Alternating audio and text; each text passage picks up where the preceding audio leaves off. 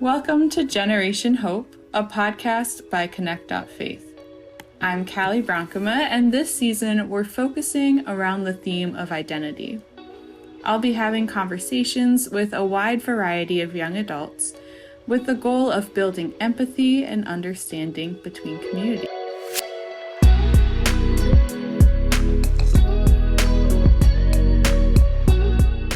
So today I am joined by Zora Holness. This is part 2 of Zora's story, so if you haven't listened to part 1, I suggest you do that before listening to this episode.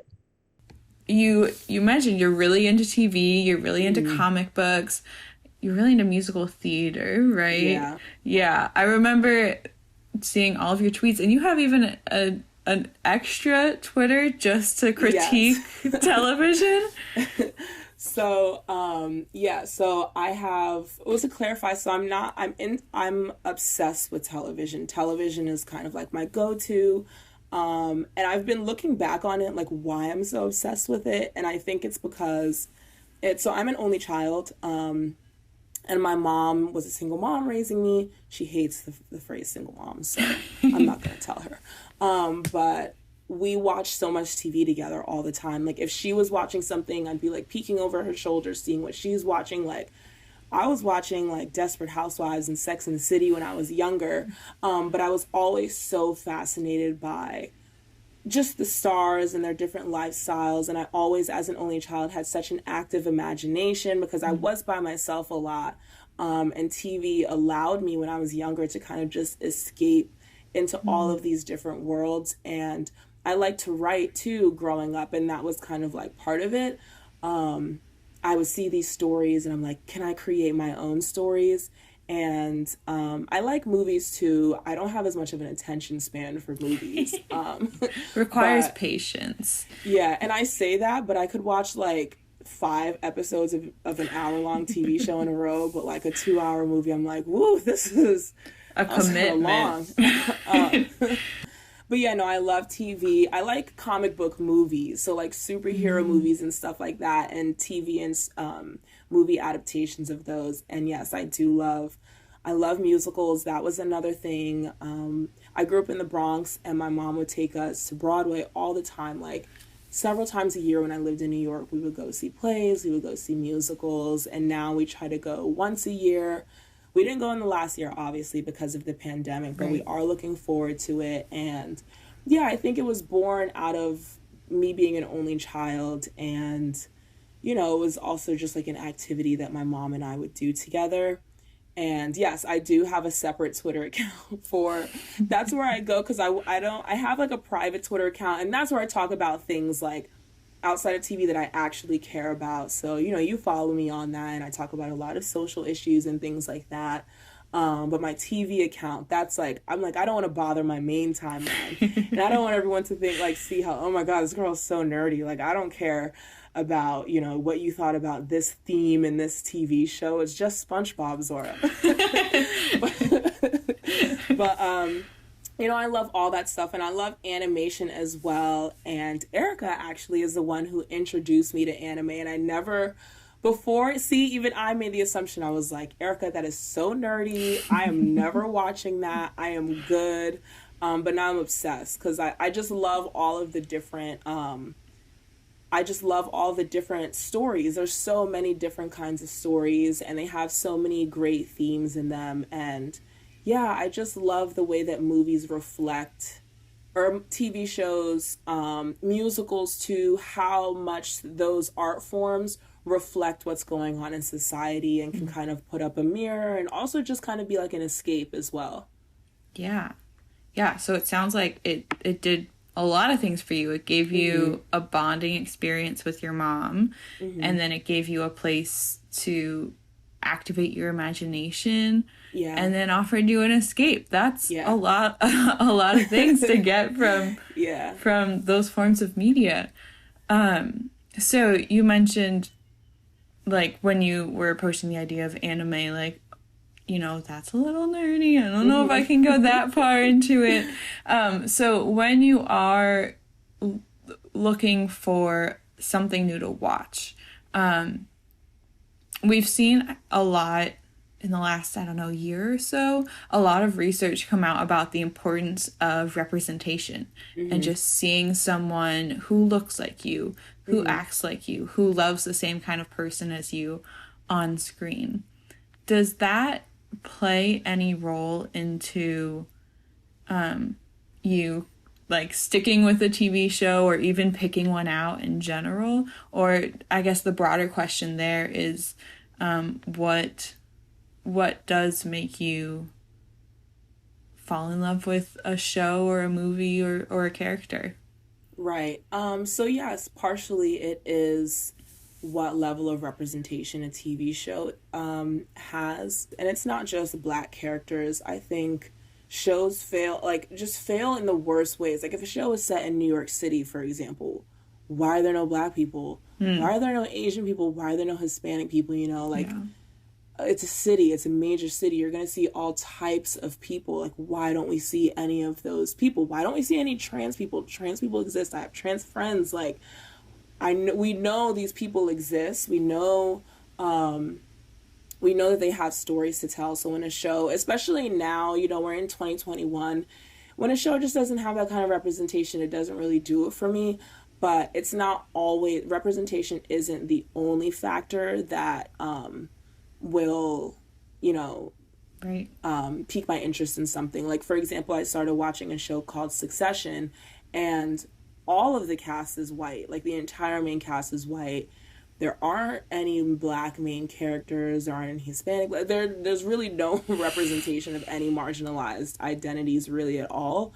But the show is kind of like a satire on power, on whiteness, on wealth, on those kinds of things. And that's something that's fascinating to me, because it kind of is like on the nose in that way. Like, yeah, there's no Black people in here because these are terrible people who would never hire Black people to work for their company, Right. So it's not just always representation, but it does play a major role into what I decide to watch. Like, there's a popular show that's getting rebooted soon, and the original show didn't really have Black characters, and the reboot, all of the Black characters are light-skinned Black characters. And that's another thing, like, in the Black community, representation, we've seen Black characters on screen for years, of course, but they're typically lighter. They typically will have curly hair. I can name like 5 light-skinned or mixed actresses and actors right now, but it's been so hard to find women or men on in shows that look like me. I'm a dark-skinned woman, and growing up I didn't see too many dark-skinned women on TV playing these roles. They were always lighter, and so that plays a part into it too. Other than that, I will really watch anything. I'll give anything a chance as long as something I feel it has a good story. And I don't know, when you can feel that the people who created the work, like, put work into it, and that it wasn't just kind of like, we're in the age of streaming where things are kind of just being churned out. Like, there's a new show every other day. There's a new movie every other day. Everything's getting rebooted. Everything's getting a sequel. So when it feels like things are being churned out, it kind of feels like insulting as the viewer. But when it feels like there was work and there was writing, like actual writers, and creativity, if a show is experimental, that kind of thing, that's something that'll kind of pique my interest a little bit more. Yeah. And it would make sense for those things to go hand in hand, right? Like, if they're taking their time, if they're really putting a lot of thought into the work that they're producing, it makes sense for them to be realizing if this show is set, like you said, in New York, it should be an example of what New York looks like, of the stories that can be told there. And it's, so going off of what you just said, it's not just seeing Black people or other marginalized groups represented on the screen. And like I was saying, I'm just going to use Black people as kind of like the baseline for representation, because there's so many other groups whose stories have kind of been kept out of the national consciousness when it comes to TV, movies, etc. It's having them behind the screen. Like, that's the part that's really important, because when you're hiring Black writers, when you're hiring Black directors, producers, lighting, Right. costumers, etc., people who do the music, they're able to actually tell that story.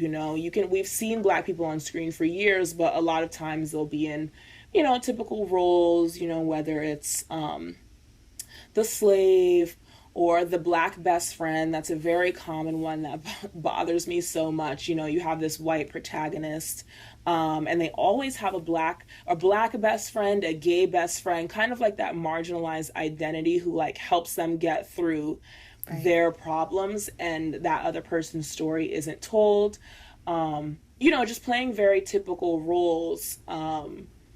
And that's why it's important to have people behind the scenes so that they're able to help accurately and creatively tell a story. You can tell, as a Black person, I can tell, like, there was a Black person sitting in that writer's room, or there was somebody in that lighting room who was able to capture this person's skin properly on camera, or do their makeup properly on camera. I know that's something that actors and actresses struggle with a lot in Hollywood.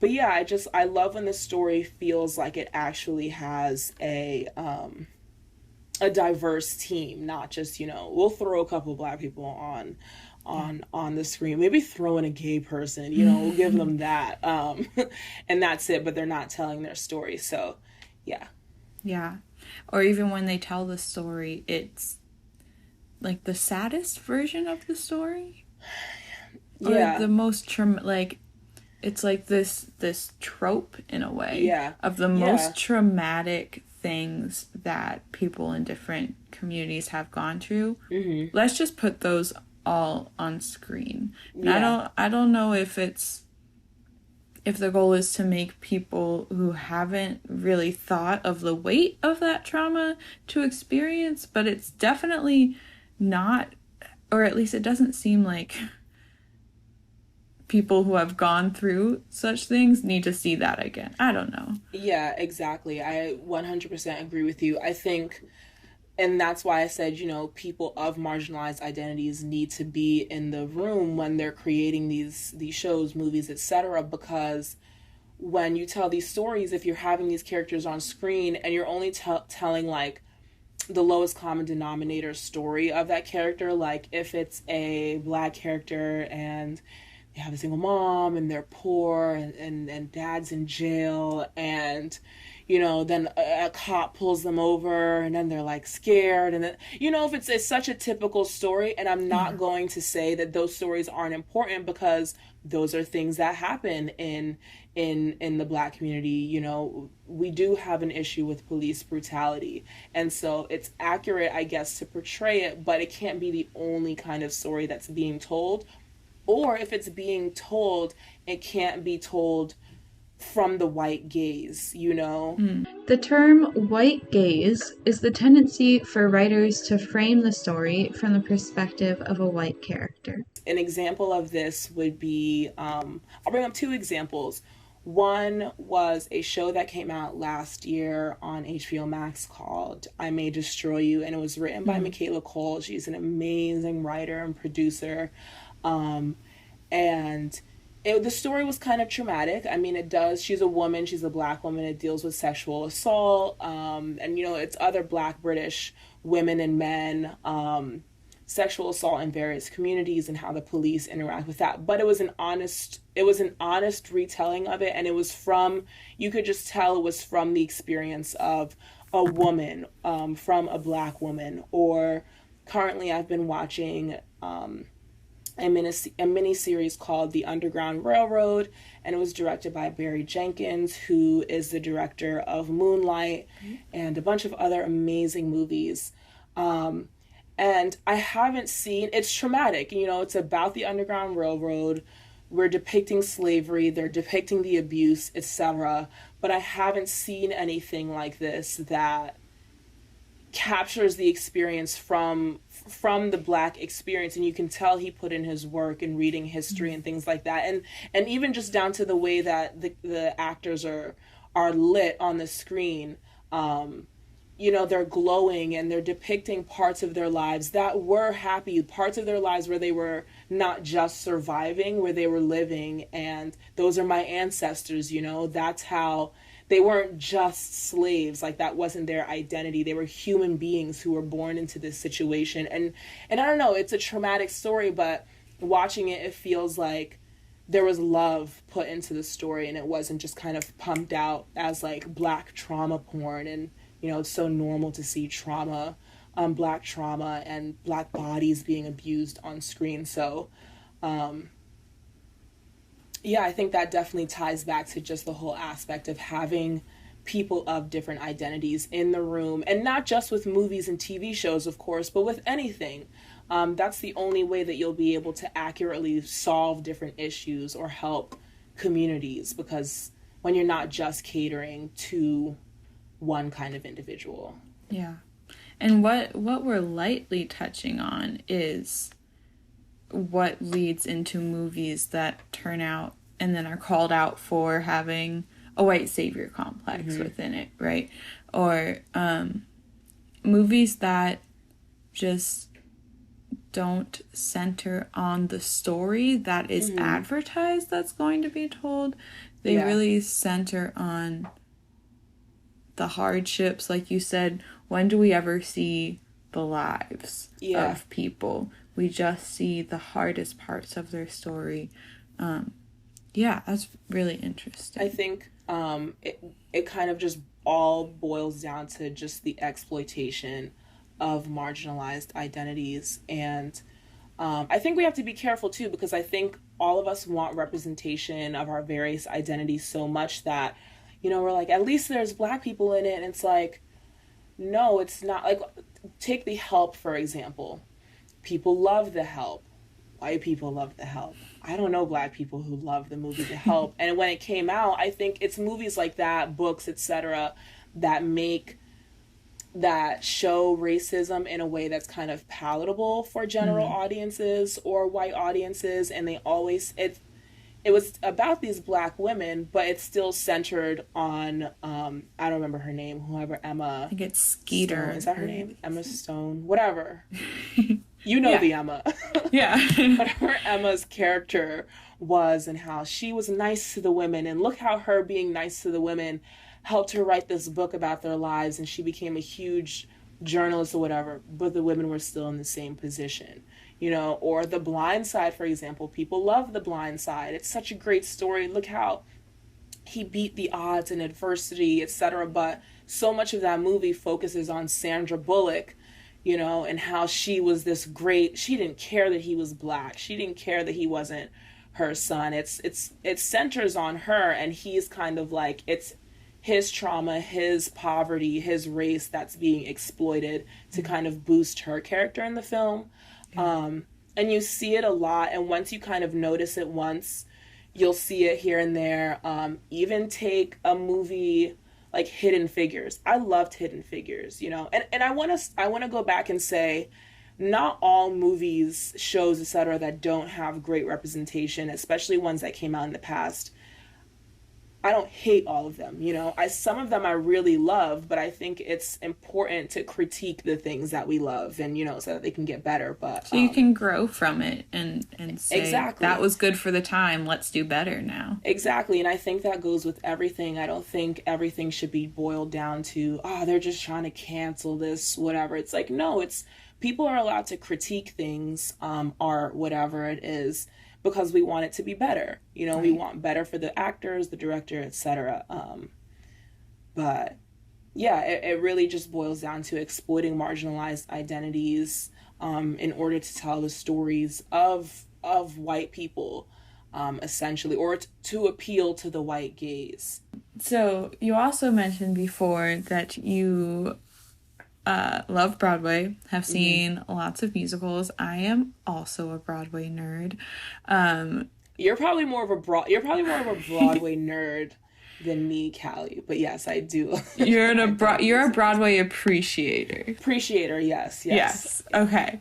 So let's talk about something that sparked a lot of conversation, and that would be Hamilton. I feel like the immediate reaction was so positive because it is a genuinely amazing piece of art. Like, if you have not seen it, I believe it's still on Disney Plus, so please go do Cali yourself a girl, favor. have I seen it? I know you've seen it. I mean, to the audience. Oh. I was like, Cali, you do not know me. No, I know you've seen it. To the general audience listening, go see it. Do yourself a favor. Turn the subtitles on if you really want to appreciate the work that went into the show. But, you know, it has gotten so much positive credit for the work of art because it is extraordinary. Something else that the creator, Lin-Manuel Miranda, and all of the production team that went into it made the choice to do was to hire, I want to say, if it's not an all non-white cast, it's got to be like 95%. They call it a color conscious cast. Okay. Yeah, I think everyone except, like, you know, some of the dancers and the king, everyone except the dancers and the king are people of color. So that means that you're seeing an actor like Chris Jackson, who's a black man, being George Washington. You see someone like Daveed Diggs playing Thomas Jefferson, and he had a dual part. He played another person. He's very good. Anyways, you were looking at history in a way that had not been represented before. And that got a lot of positive credit at first, and then a little bit of backlash from two arenas. There's the backlash that everybody expected, which is, this is not what George Washington looked like. But there's also been backlash of, this is great for what it is. This still isn't telling our story, though. Right. Where do you lie on kind of that Hamilton spectrum? Yeah. I want to preface, everyone who knows me knows I'm like a diehard Hamilton fan. I was just looking at my graduation pictures yesterday, and I forgot that on my grad cap, it was like, I did not miss my shot, and it was like the Hamilton holding up a degree. So yes, very much so a Hamilton fan, but I've always liked Lin-Manuel Miranda's work because I listened to the In the Heights soundtrack before Hamilton, and I was just like, wow, this is so, like, I'm from New York, and I'm not from Washington Heights, but I was like, this is fascinating. You don't really get to hear such a story like this being told. But anyways, I understand both sides of the argument. And like I was saying before, just because you like a piece of art doesn't mean you shouldn't critique it. I do agree with the critiques that that although it is a color conscious cast, so it's great to see them on stage and see, you know, for a lot of different people to be able to see yourself reflected into this major phenomenon like this, like major phenomenon. Especially considering like the cast, they debuted like some of their music, and this is when they were still workshopping, you know, at the White House. Like, I don't know if you've seen that video before, but Obama's intro, he's like, yeah, you know, they're making, Lin-Manuel is making a rap about our story, about the origins of the country. And so I think that's amazing because in musical theater, as much as it is you know, you can feel welcome as a person of a marginalized identity, a lot of stories, and especially a lot of the most popular stories in musical theater, are, you know, told via predominantly white casts. So with Hamilton, that was great to see. And then it was just so fascinating, like the hip hop using rap as a means to tell it. And it was so wonderfully constructed and written. I think that's amazing. However, people are right. It's not our story. This isn't the story of Black people. This isn't the story of Latin people. This isn't the story of Asian people in this country. You're using them to tell a story of these white men who at the end of the day didn't, you know, abolish slavery. They didn't do anything for Black people, really. Some of them may have been abolitionists, sure, but they had power in starting this country and actively chose not to help Black people, or not to end slavery. And so that really is just what it is at the end of the day. But that's just one lens of viewing it, right? There's another lens of viewing it where it's this all-American story. If you're erasing the characters' names, it's this all-American story of perseverance, trying to accomplish your goals, working with people, war, etc. It's this all-American story being told with a color-conscious cast. If you're looking at it via that lens, that's also amazing. And so telling the story of Alexander Hamilton from the lens of he's an immigrant and look how much he was able to shape America, I think that's also really cool too. Like if you're looking at it from that lens, he was still a white man.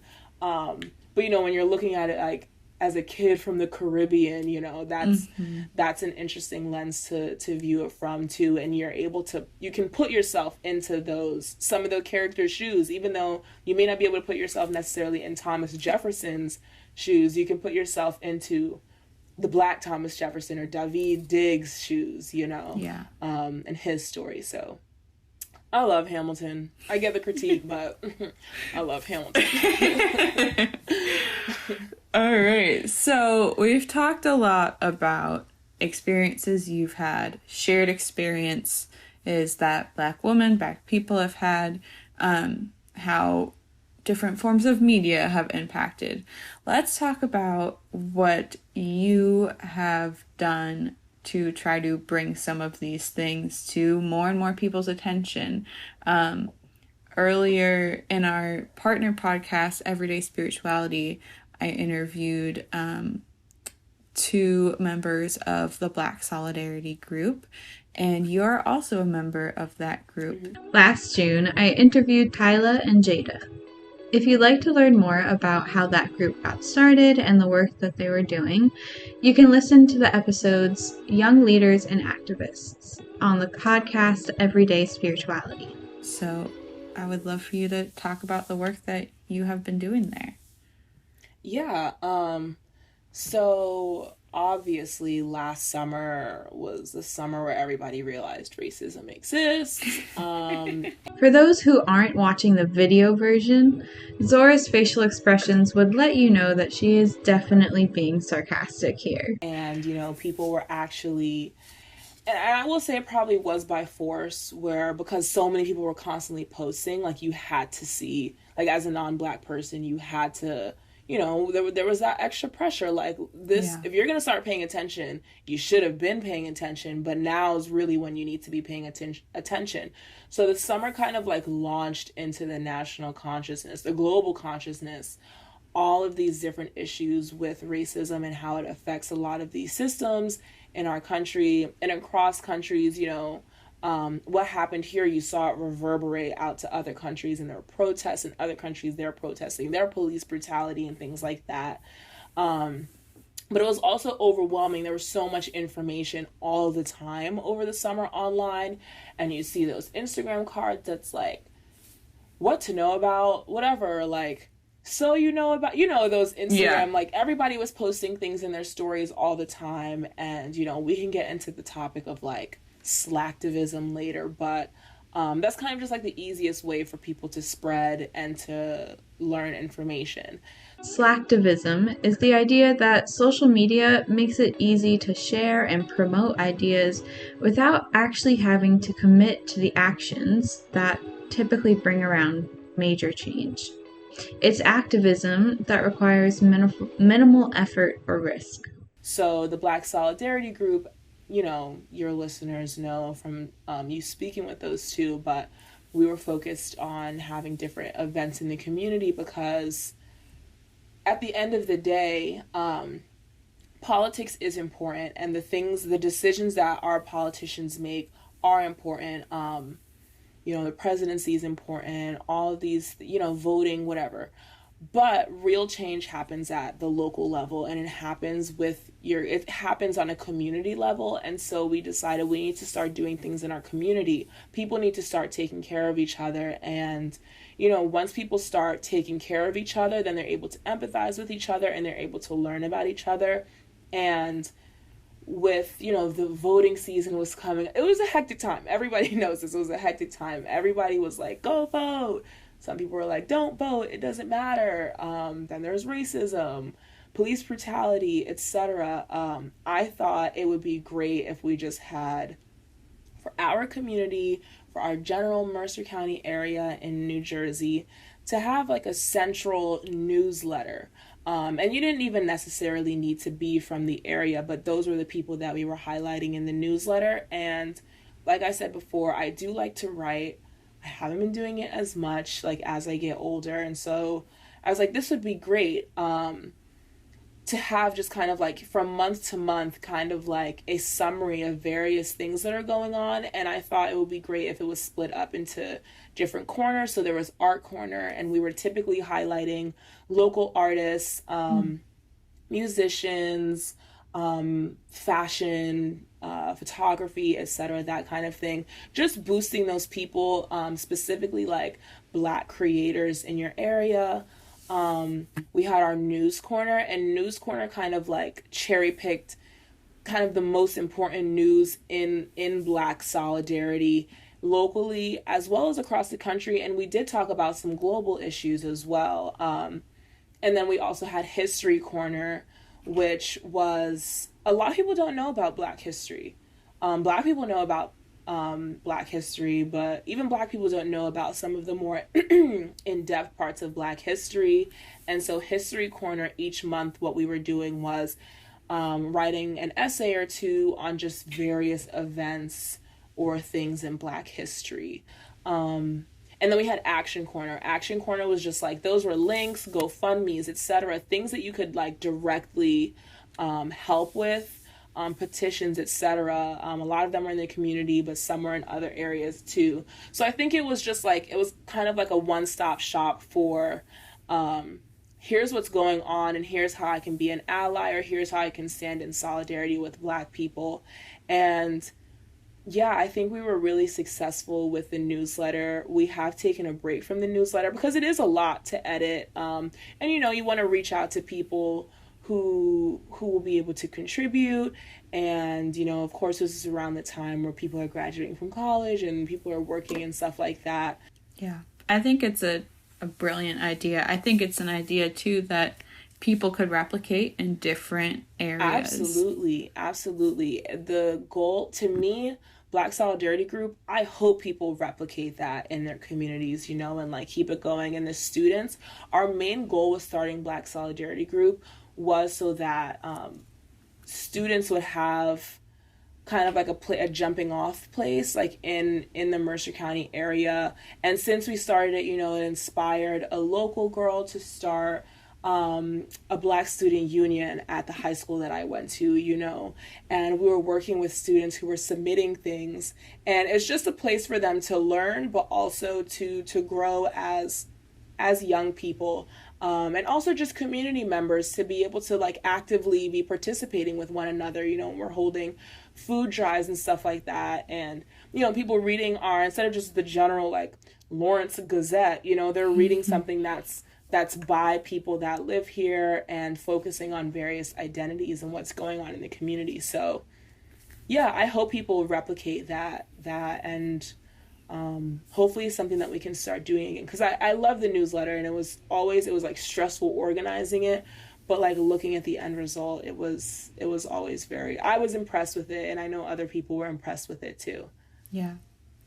So for our listeners, where could they read some of your issues of the newsletter? Yeah, so if listeners wanted to, we have a few issues, and the content in there is great, and I especially love the essays that were submitted for our History Corner. You can go to blacksolidaritygroup.wixsite.com/website. Awesome. And we will put that on our website, connect.faith, too, so people can find it. Just wanted to let you know that at this point, unfortunately, one of our microphones died, so please bear with us as we'll be using the computer audio for the rest of the podcast, which might not be quite as high quality. There are two questions that I always ask the guests on my show. because we are called Generation Hope. And so I want to ask you, what is giving you hope right now? Honestly, what's giving me hope is, I know before I said, social media has led to the increased commodification of, Black culture. And social media can be a very just loud place. And it can feel like a lot, and there's a lot going on at once. But I think it's also one of the places that gives me hope, because I think the best thing to come out of social media is how easily so many people from across the globe, across various identities, are able to connect with and learn from one another. We're able to see in real time different things that are impacting people across the globe. And it's no longer just something that you kind of hear about in history books, or you hear your Black friends talk about. You see it happening, and it's a place where everyone has a voice. That can be a bad thing, but it can also be a great thing, because your voice matters, and social media shapes a lot of what is happening today, in politics, in art, in culture, on TV. If a TV show, there's no representation in it, they will get dragged on social media. They will get dragged across social media, and even if it doesn't necessarily lead to the show, you know,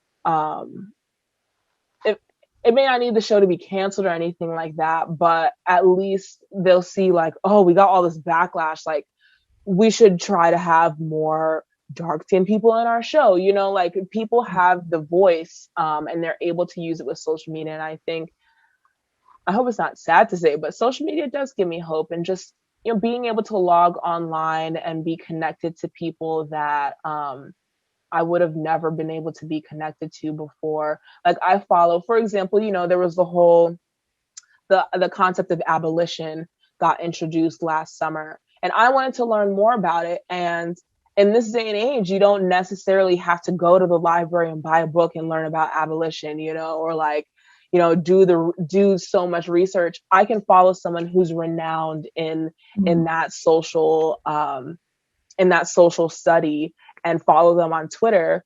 And I can read her books too and stuff like that, but I can also view her tweets and and be connected to her ideas and things like that. So yeah, I think social media is something that definitely gives me hope. And the younger generation, I know we're young, but like, even just talking to my little cousin, she's 14. We grew up with social media, but she grew up completely on social media, Right. And just the things, like, she's so aware of so many different things that not even I was aware of when I was younger. And she's so conscious of things. And I think that's because of social media. So yeah, that gives me hope in the younger generation, like, taking on even more of a fight, and wanting to seek out education. Yeah, I work with kids who are in middle and high school, and I will explain something assuming they don't know what it is, and they're like, yeah, how do you, like, yeah, we know what the white savior complex is. We're on Instagram. We know that. Thank you very much. And it's really awesome to see. Right. And it's stuff that, like, we had to kind of learn. Like, I've always been a very outspoken person. Like, I was getting into Facebook arguments with people over Trayvon Martin and Mike Brown. But, when it comes to, like, take the white savior complex, for example, I didn't really learn about that until, I had to watch a bunch of movies and be like, like, there seems to be a common theme, whereas, like, that's already been discussed at length, and they already know what that is, or my cousin, I know what colorism is, but she was talking about some show on Netflix, and I was like, oh, do you like the show? And younger me would have been like, yeah, it's okay, but I don't like it, whatever, for whatever reasons. But she was like, it's cool, but I don't like how they use the students, or the kids with marginalized identities, and they only, I don't know, she was just talking about it in a way that I was like, wow, like, you're 14 years old and you know about all of these things and you're aware of all of these things. And I think that's a starting point when she's starting there at 14, so I'm amazed to see, I'm excited to see where her and people in her generation, what they're doing in 10 years. Yeah. Yeah. So my second question for you is, what do you hope for? And you can do this on any kind of scale you want. You can do it just, what do you hope for yourself? You can do, what do you hope for your family? You can do, what do you hope for your community? What do you hope for the world? But what do you hope for? On a personal level, what I hope for is, I love what I do for work now, but I would love to work in something that has to do with television or production or something like that. A similar job of what I'm doing now, but like at an HBO or something like that. Because I would love to be involved. As much as I talk about TV, I would love to be involved in the development of it, and the coordination of it. And I want to be able to be that voice in the room that's like, there's not a dark skinned girl in here. We got to get a dark skinned girl in here. And then what I hope for on kind of just like a larger level is, I really hope that in some way in this country,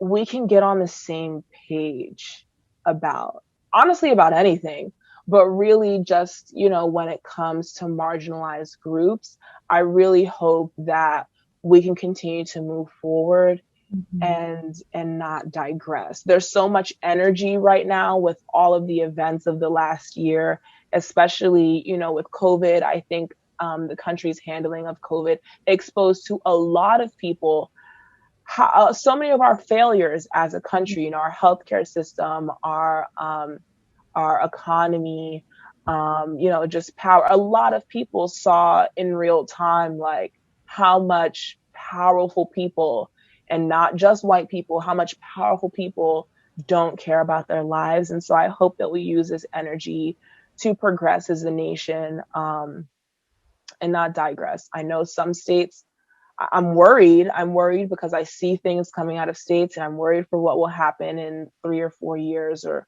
what have you. But I hope that we do better than, what we did in 2020. Yeah, me too. I really hope that too. Yeah. I hope that we learned our lesson. But evidence proves that history repeats itself. So maybe we didn't. I don't know. I'm being honest, Callie. Maybe we didn't learn our lessons, and maybe we will digress because of what we had from 2016 to 2020, and how we didn't necessarily replace it with much better. But and I know individually on state levels, I see a lot of like scary things coming out of like Texas, for example, with like voting restrictions and stuff like that. But I hope that we use our voices, and the power and our strength, and just like the vigor of the last year, to keep pushing ourselves and each other, and holding each other accountable, and our politicians accountable, and everybody else accountable. That gives me hope. Yeah, I think. Well, thank you so much for joining me today. Thank you, Callie. You asked amazing questions. Oh, thank you. You answered them beautifully. So, yeah, it was really a pleasure to have you. Thank you. So this has been Generation Hope, a podcast by Connect.Faith. Thanks for listening.